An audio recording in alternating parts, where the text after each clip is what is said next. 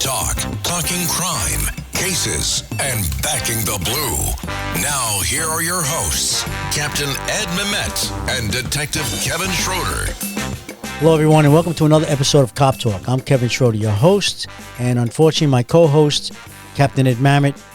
I know you all like to listen to him, but he called in this morning and told me he's skiing somewhere in the Alps. I'm not sure where he is. I think he's dancing on bars somewhere down in Miami, but I think really he was at the Met Gala last night, to tell you the truth. But anyway, welcome to Cop Talk. Today's guest on Cop Talk is retired NYPD Detective Thomas Hovagim. Hovagim, there you go, right. Hovagim. He is the Director of POPPA. POPPA is police organization providing peer assistance. Correct. So today he's going to talk about POPPA and many other things. Tom, welcome. Yes. Thanks, Kevin. It's been a long time. Thanks for having me today. It's great to see you again. Great to see you, as always. So, Tom, why don't you tell everyone, all our listeners, your background? Came on the job in 1987. Went through the academy, got assigned to NSU 5 up in Harlem, Washington Heights area. Shortly thereafter, I got assigned to the 3-4. Was there for 7 or 8 years. And then from there, I went to the 19th RIP, if everybody remembers what the RIP was, the robbery squad. And then I spent 16 years in the 19th squad, RIP squad. Retired in 2011. Took a job as a director of security at the Harvard Club of New York City, which is a private club for Harvard alumni and staff, professors mostly. I was there for 12 years. I had a great run. It was a great place to work. It was my first job right out of the NYPD. When I hit my 20th year on a PD, I started going for interviews just to see what was out there. Brush up on my skills to see, what they're looking for out there. And every time I came out of an interview, I said, I should have said this or I should have said that. So I thought it was important to go out and feel the waters in the real world, as I call it. Went on about 6 or 7 interviews. Some jobs I wanted, they didn't offer them. A couple of jobs I didn't want, they offered, of course, and I turned them down, and I stayed in the squad till the right one came up. This one came up, I interviewed, they made me an offer, and I took it, and I left. I was in no hurry to leave, but it came along with a nice salary, so, you have to think of your future and your family, and collecting the pension and getting a salary, it boosts you to the next level. Right. So I left with almost 25 years on the job. I don't look back. I miss it. But I had a great run for 12 years. Then from there, I received a phone call one day from a friend of mine, another detective, said, "Hey, weren't you a POPPA peer officer, back in the day?" I said, "Yeah, as a matter of fact, I was." So they said, "Look, they're looking for a director down there, and they can't find the right person, and, I think you'd be great for it." I said, "All right, let me see what I can do." So I got my resume back out. I updated it. I sent it down. And long story short, after a couple interviews, they hired me as a director down there. And I was a peer officer back in the early 2000s. I was there from 2004 till 2011.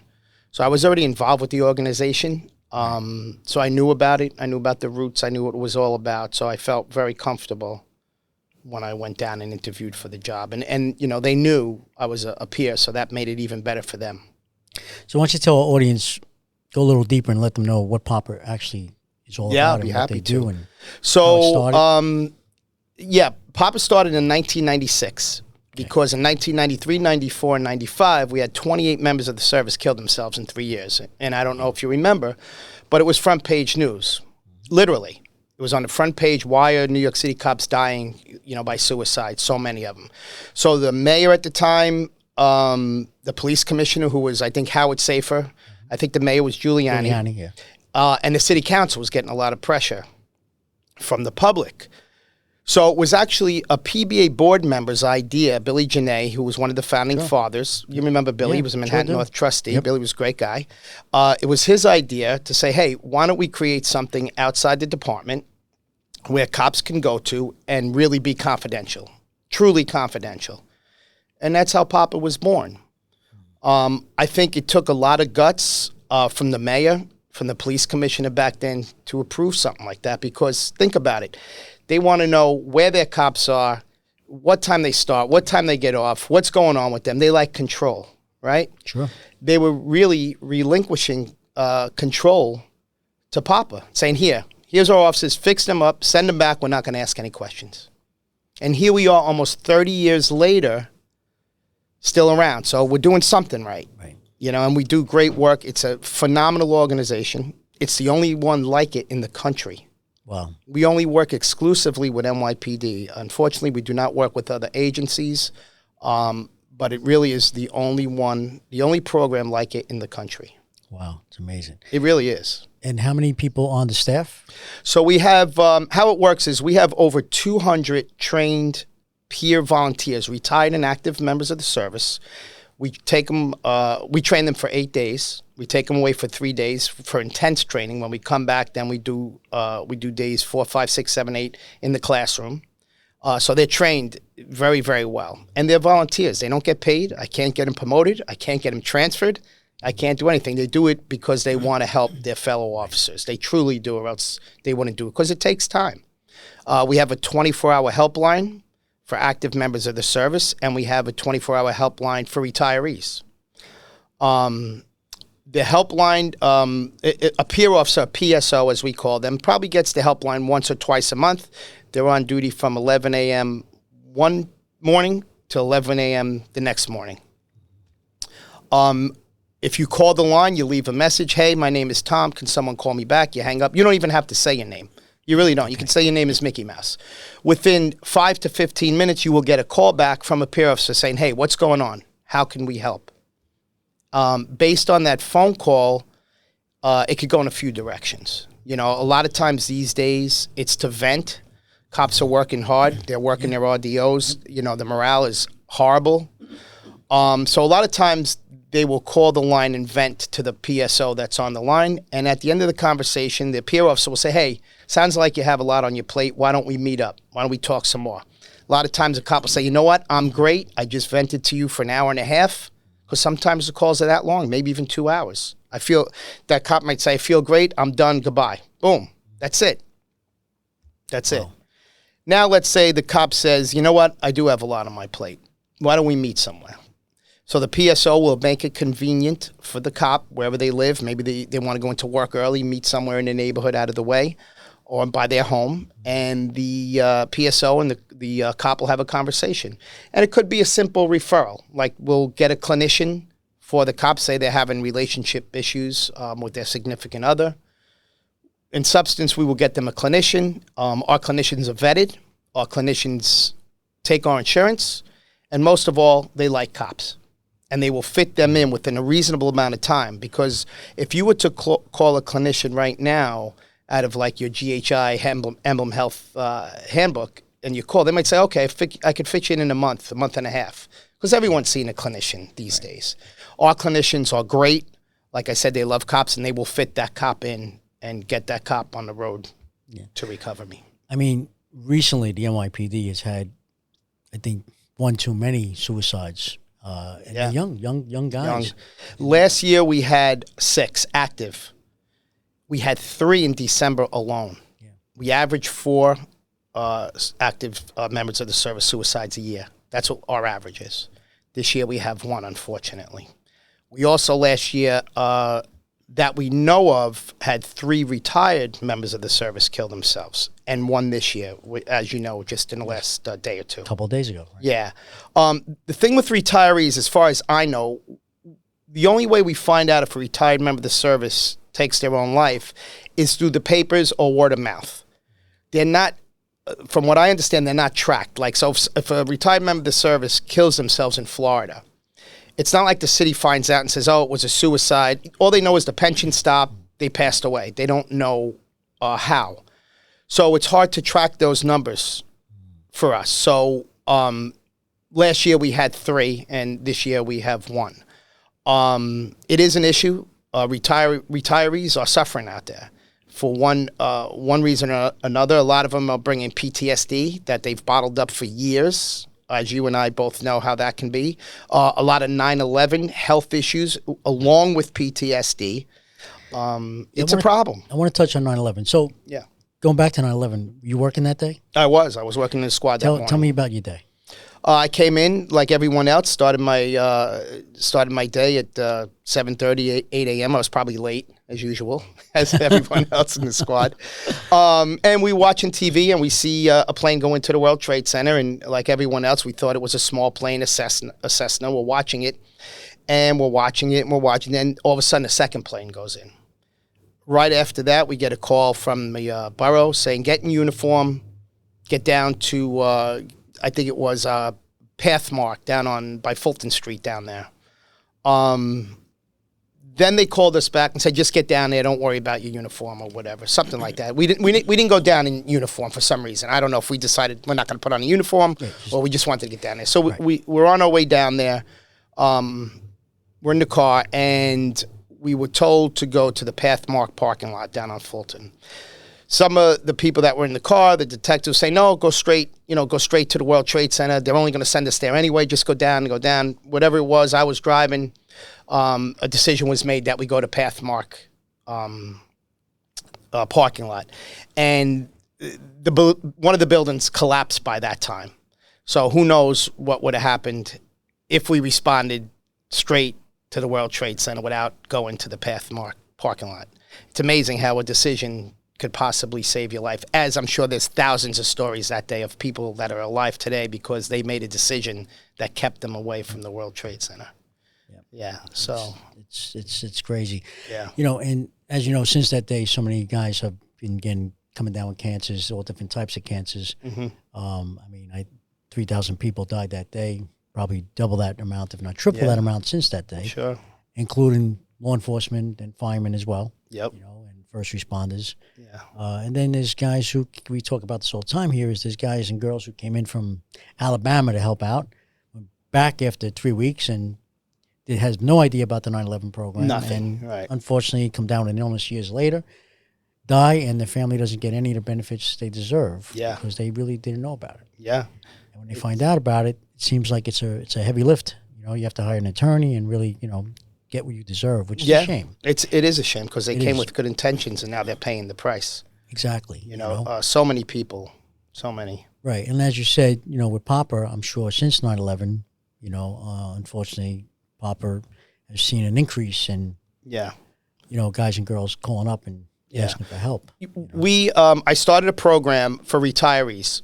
Once a month, we have a Zoom meeting, and retirees, we ask retirees to join us. There's one actually May 21st this month. For all those retirees listening, please join us via Zoom. Go on our POPPA website, poppanewyork.org. You could get the Zoom link and join us. And it's open to outside agencies for retired members of the service from outside agencies also. We invite everyone. We have a clinician, myself, and one of my coworkers. We run it, and we talk about all kinds of issues that retirees are having. And the goal is to connect them. Maybe they're going through financial issues because maybe their significant other died and their paycheck died with them. Because don't forget, the pension gets eaten up by inflation. Sure. So when you have two incomes, all right, we can make it. We're living nice in North Carolina, wherever it is, and now your spouse dies or your significant other dies, and the paycheck dies with them. So a lot of them are having financial issues. So our goal is to hook them up with maybe another MOS that might be having the same issue, or maybe someone has a 9/11 illness and doesn't quite know what to do, and there's someone's already going through it, and they're 3 miles ahead of them, and they can talk to them and advise them how to do it, what to do, who to talk to, and things like that. So that's our goal, as well as to talk about PTSD. We have a clinician that joins the call, and she talks about it, and she's great. And maybe they have questions about PTSD, or maybe we just let them talk about certain situations that still stay on their mind. See, today's New York City cops have a lot of outlets to go. They have the counseling unit, they have EAU, they have POPPA. These are all different job services, and they treat cops with mental health issues, alcohol, substance abuse issues better now than they did when we were on the job. As you know, when we were on the job and you had an alcohol issue, you went to the farm, they took away your gun, and they stuck you on the TS right back in the command where you work. Right. There was no confidentiality at all. We as POPPA get along with EAU, the counseling unit, psych services. We all get along. There's no animosity. We just want the cop to get help. However, we are different because we are truly confidential than those services that I mentioned. Although great and they've come a long way, they're still part of the job. Right? And it is another avenue to go down, but we are truly confidential, truly separate from the job. We're a 501(c)(3). So if you were to ask me if I, being a cop, when I was a young cop, where I'd rather go, I'd rather come to POPPA than go to job services. However, there are certain situations where job services would be better for you than coming to POPPA. And now, how is POPPA funded?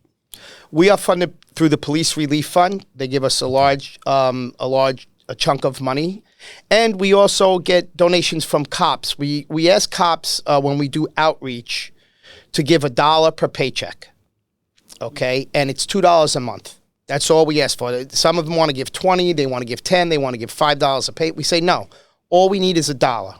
That's all we are asking from you. And with that money, coupled with the Police Relief Fund and some small donations, some council members in the city will donate. Really? Not as many that should. I was gonna say, yeah. Not as many that should. I don't know how many council members are there. 30? I'm not sure what the exact 28 number, or 30. Yes. Anyway, we have 5 that donate to POPPA. And it's pretty sad. It really is. Because we would put that money they donate right back into their precinct. Like what we do is like, we have Joanne Areola, we have Vicky Palladino, Holder, and Borelli, who was in Staten Island, who's no longer there. But, actually Morano, I believe, won the election. Right? Frank, you mean Staten Island? Yes. Yes. Yeah, we're going to hit him up, too, because he has to carry Borelli over. We had him on it. We'll bring that up to him. We had him on the show a couple of weeks ago. And I love him on the radio. He's great. Oh, he's great. He's great. And Vicky Palladino, we've had Vicky's her great, on as well. and She's Areola, really great, Holder, all really good people. So what we do, as a matter of fact, we're starting next week for Police Week. We do a lot of outreach to the precinct. So we'll go, say, to the 111 precinct, the 109 precinct, in their zones. We'll buy breakfast for the troops before they turn out, and we'll buy lunch for them. We'll stay there. We'll hang out with them. We'll do outreach. We'll tell them what POPPA's all about, and just have conversations with them.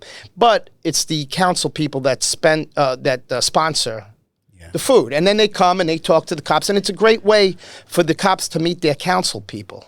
It's really a good program. That's why I wish other council members would donate to us so we could do the same thing in those precincts where the cops work.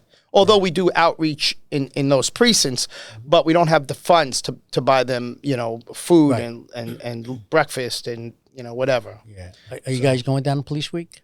No, I go down the week after, actually, for the, I go down with, I'm in a motorcycle club, the Nam Knights. Oh, okay. Yeah, so I go down with the veterans. But we go to the police wall, we pay homage to the police wall, we have a ceremony, then we go to the Vietnam Wall.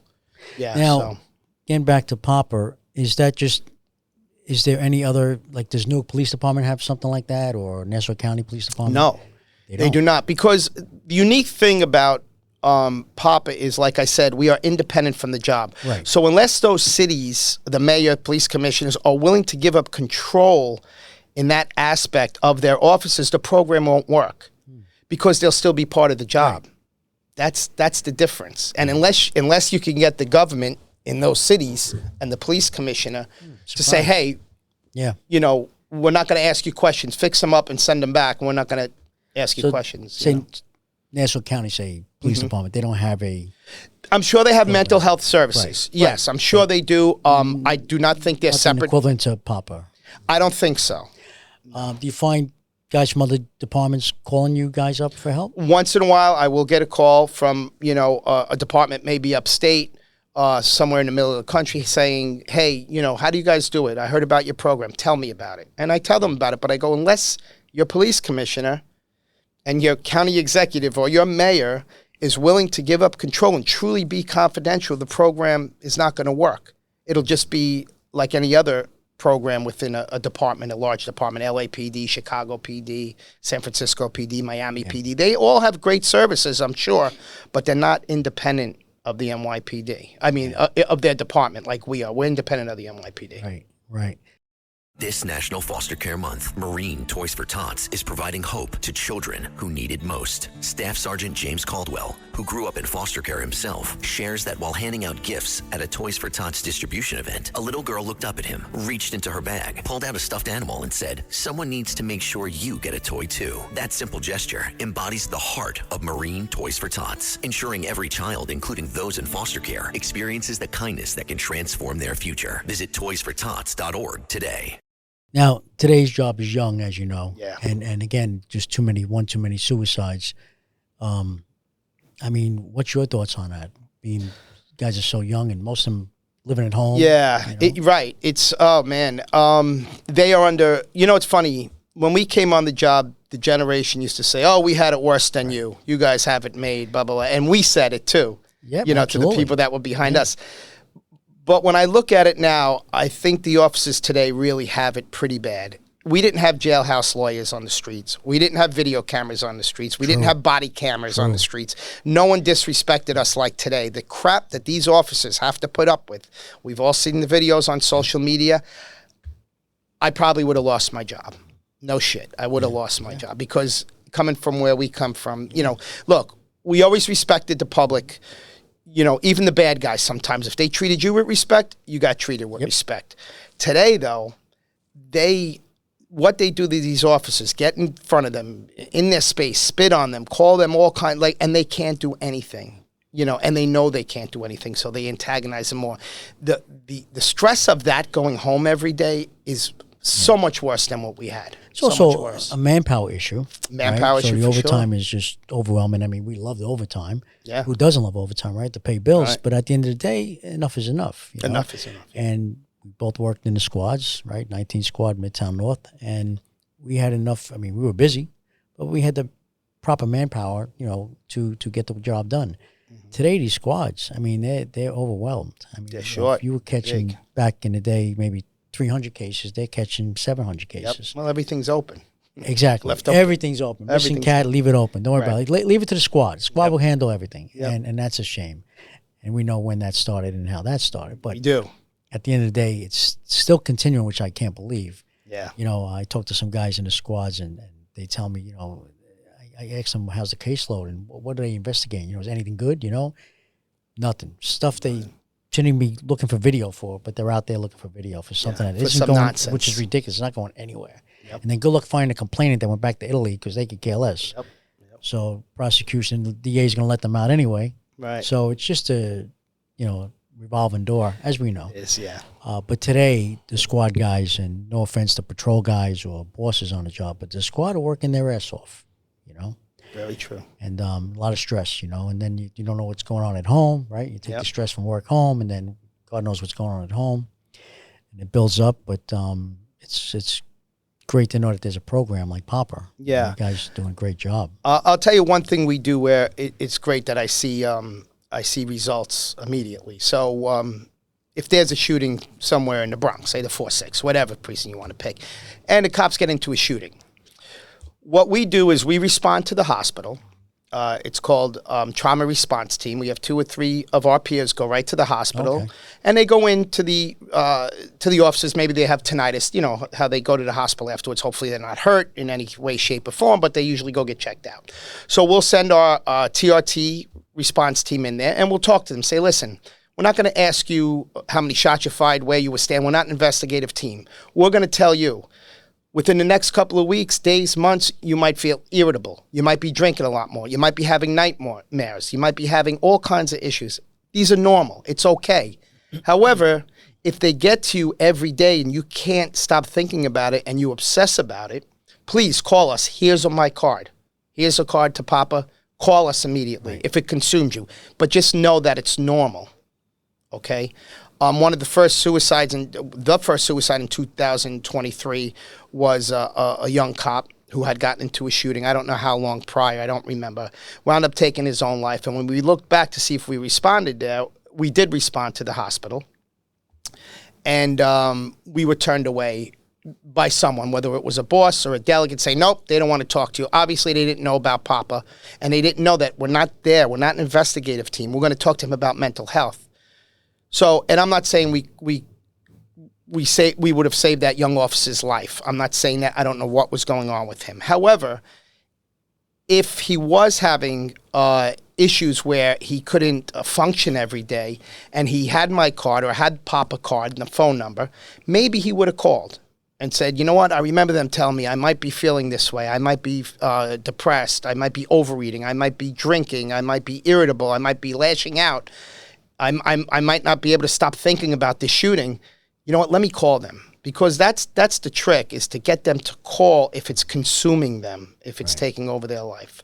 So that's what we kind of concentrate out on now, is getting to those officers right after the incident and talking to them and telling them, hey, it's normal. No matter what you're feeling, it's normal. But if it consumes you, please call us. All right, so that's the trauma response team. A couple of weeks after that, what we will do is we will bring them to the office and we will debrief them. We will have 2 peer officers in the room, and we ask them a series of questions that are well thought out, and we get them to talk. And when they come in, they really don't know about POPPA, and their arms are folded. So, here we go again. I went to psych services. They asked me to checklist the questions. I said, no. I walked out. Here we go again.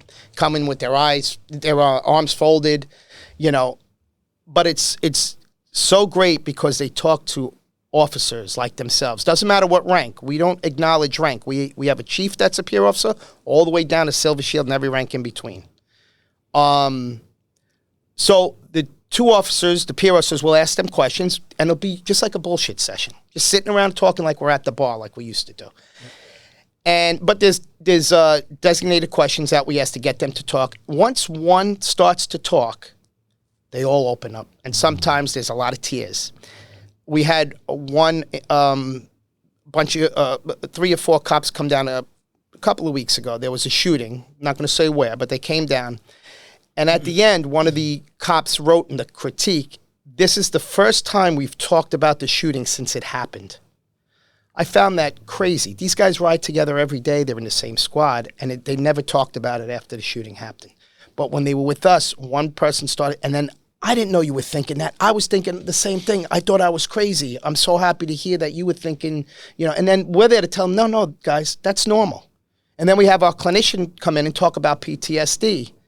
And it's such a great thing to see, because when they leave us hours later, after we buy them lunch, it's like a big weight is off their shoulder. And I physically see the difference when they come in to when they leave. It's an awesome thing to see, because they just want to talk about it, but they're afraid. But they know when they come to us, we make them feel so comfortable. It's just a couple of cops bullshitting in a room, right, that they say, you know what, I feel safe here. I'm going to talk about it. And like I said, all it takes is one cop to open up, and then the others follow right down. It's amazing. It's probably the best thing that we do. Yeah, that's great. It really is. Do you find a lot of the concerns, the issues are job-related, or sometimes a combination of both things at home and maybe former military as well? Yep. Oh, by the way, we do those debriefing groups for military returnees. We had a lot of people deployed from COVID that are starting to come back. From NYPD? From NYPD officers. Before they come back, they have to stop in POPPA, and they spend the day with us. And we do the same thing. We do a debriefing with them. Great. Some guys have been away 4, 5, 6 years, some even longer. Yeah. They were deployed, and then they came back for a couple of days, and they got deployed again. Yeah. It's amazing. Those guys, talk about stress. I mean, really. Yep. It's what I always say, and I find it so crazy, and I talk to some of these guys are high-ranking people in the military, maybe a captain or a second lieutenant. Now they're coming back. They were running outfits. Now they're coming back. Now they're a Silver Shield. Yeah, exactly. They're walking a beat in a precinct, right, and they're getting bossed around. Right. And here they were in charge of hundreds of soldiers, and now, how crazy is that? But exactly. Anyway, so we do talk to them about that, because that's tough difficult. Transition. That's very tough being transition. Over there, like you said, and then coming back here and go stand on a foot post. Go stand on a foot post. Wait for the boss to scratch you. Right, and you are the boss. Yeah, exactly. A big boss, and doing, great work. Great. Absolutely. The men and ladies that come back from the service in the NYPD are freaking amazing. Just amazing people, really. They're all great, really. We're lucky to have them. But as far as changing hats, like you said, there's a lot of stress out there at home and in the job. And, we all went through it when we worked in patrol and in the squad.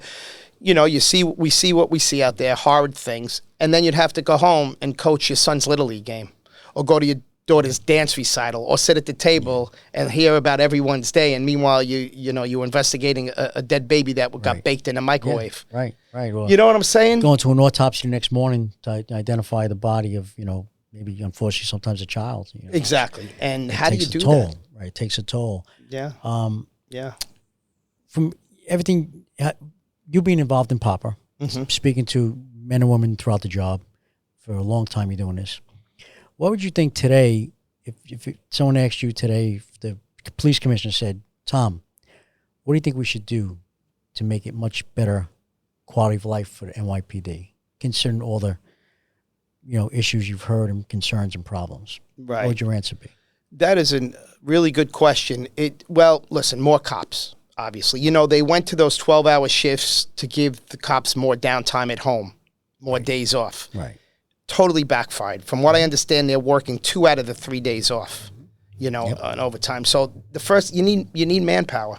You need these cops to, if I have a 3-day or a 4-day swing, please give me the whole thing. I don't want to come in. But now they're getting 1 day off and they're coming back. These guys are stressed to the hilt with that.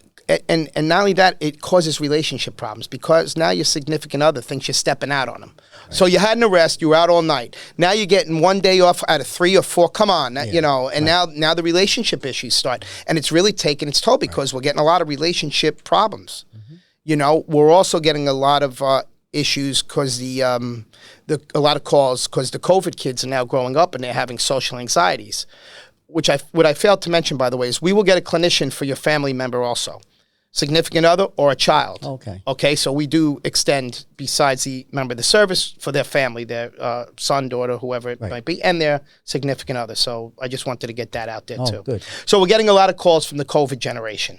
So now you have a relationship issue. You have a kid that has anxiety because he's socially awkward now because of COVID. So now you have to go to work for 3 days. It's hard on the mothers, the fathers that are cops. It's just it's nonstop.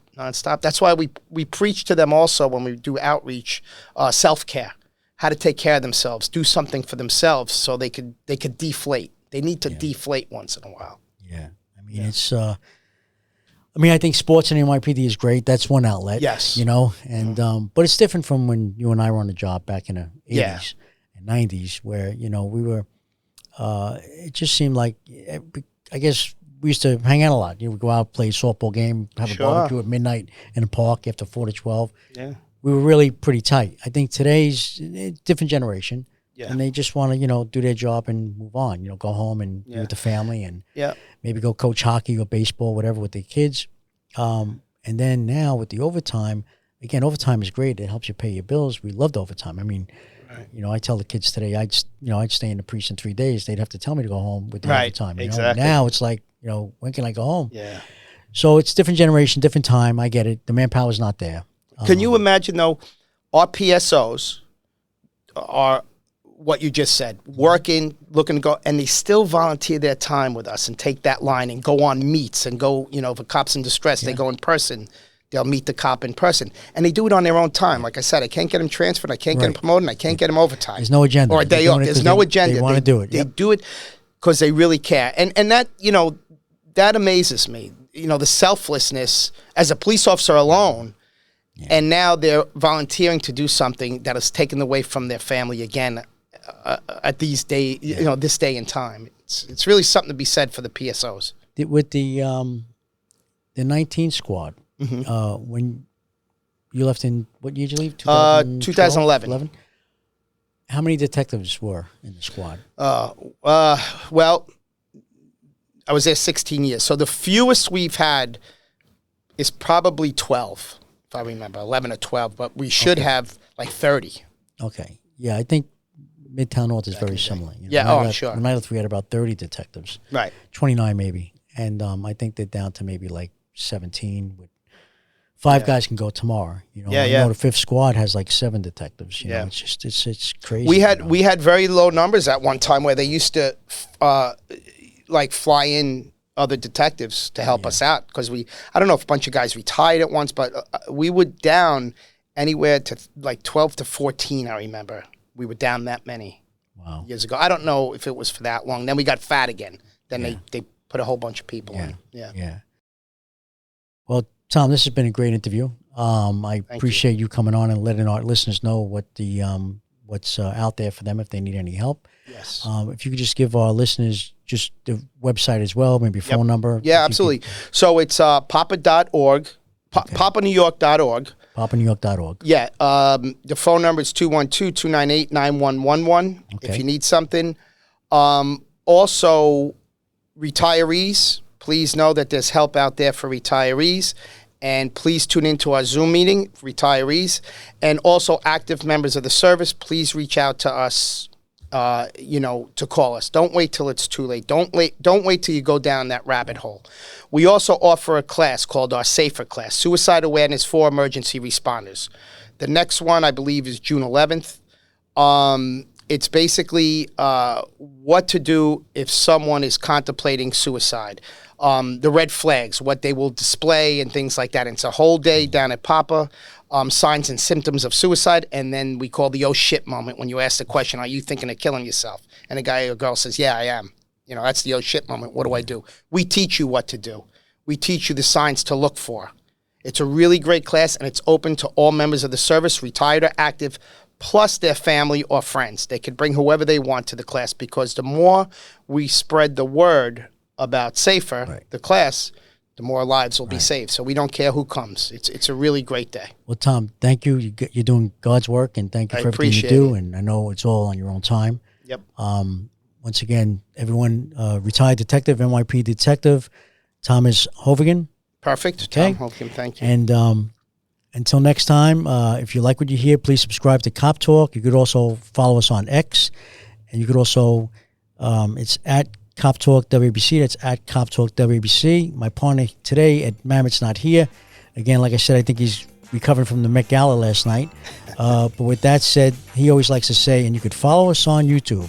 So until next time, God bless you, God bless America, God bless the law enforcement throughout the world, and God bless our U.S. military. Be safe out there. Thank you.